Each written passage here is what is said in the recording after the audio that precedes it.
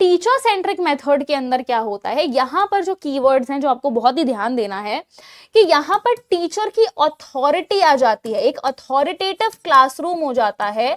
ये कीवर्ड बहुत इंपॉर्टेंट है कि टीचर इज द अथॉरिटी, ठीक है। यहाँ पर स्टूडेंट जो होता है वो आपका पैसिव होता है और जो टीचर होती है वो एक्टिव होती है। टीचर आपको इंस्ट्रक्शन देती है कि देखो जैसा मैं कह रही हूं वैसा ही करना है, आपको डेमोन्स्ट्रेट किया जाता है, यहाँ पर लेक्चर प्रोवाइड किया जाता है और आपसे बोला जाता है कि जैसे पढ़ाया गया वैसे ही पढ़ो, अपनी क्रिएटिविटी लाने की जरूरत नहीं है। यहाँ पे प्रॉब्लम सॉल्विंग करने की जरूरत नहीं है। यहाँ पर जो बताया गया है, जो फैक्ट्स हैं, जो सीक्वेंसेस हैं, उनको याद करो। तो यहाँ पर याद करवाई जाती हैं चीजें, आपको मेमोराइज करवाई जाती हैं। तो ये छोटे बच्चों के लिए भी बहुत अच्छा होता है।